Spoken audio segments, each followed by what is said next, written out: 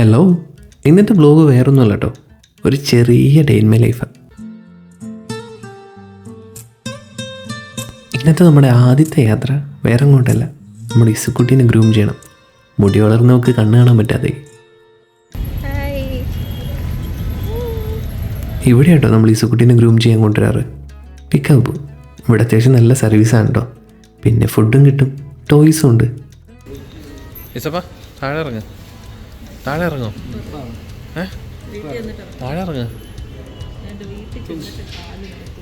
വീട്ടിൽ നിന്ന് പുറത്തേക്ക് ഇറങ്ങിക്കഴിഞ്ഞപ്പോൾ പിന്നെ താഴെ ഇറങ്ങില്ല, നമ്മൾ എടുത്തു പിടിച്ചുകൊണ്ടിരിക്കണം. പിന്നെ താഴെ ഇറങ്ങിയാൽ അതേ സ്പീഡിൽ തന്നെ മുകളിൽ കയറി കേട്ടോ, ഈ രണ്ട് ചേട്ടന്മാരെ കണ്ടപ്പോൾ.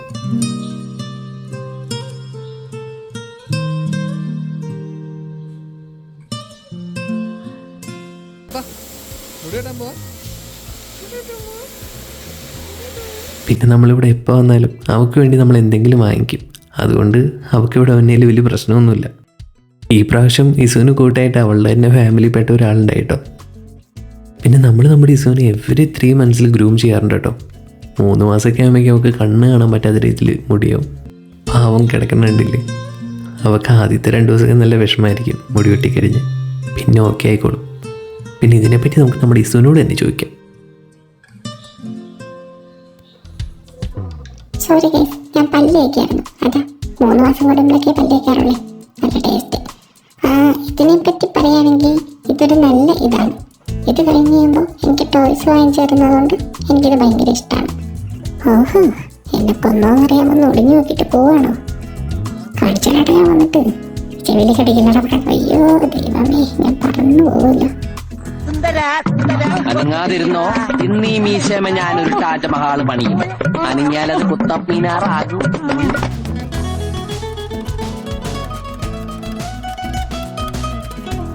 ഇസുവിന് ഈ പ്രാവശ്യം നമ്മൾ ഈ ബ്ലാക്ക് ബെൽറ്റായിട്ട് വാങ്ങിച്ച്. അവൾക്ക് മണിയുള്ള ബെൽറ്റ് ഭയങ്കര ഇഷ്ടമാണ്.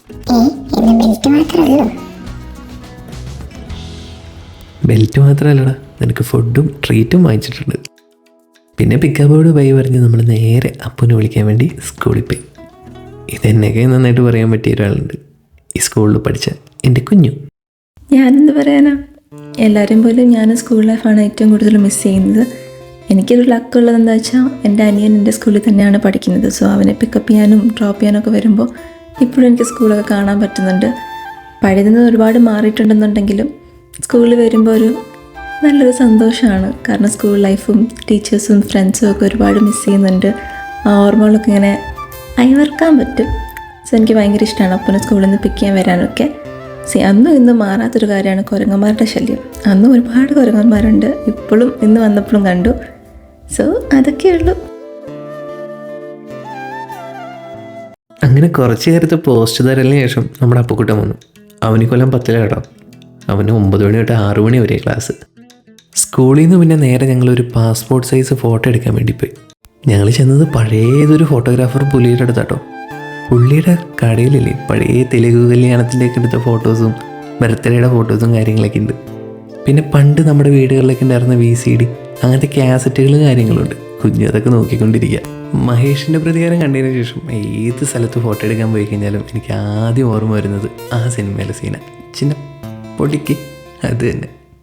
അവിടുന്ന് പിന്നെ നേരെ വീട്ടിലേക്ക് പോണ വഴിക്ക് എൻ്റെ കുഞ്ഞിന് ബുക്കാരോ ചിന്നക്കുട്ടി വന്നു. അത് തന്നെ, വിശപ്പിൻ്റെ വിളി വന്നു.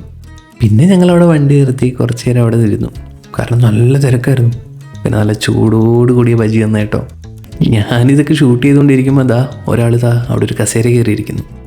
പിന്നെ ഒന്നും നോക്കിയില്ല, എഴുന്നേൽപ്പിച്ചിട്ട് ഞാനവിടെ കയറിയിരുന്നു.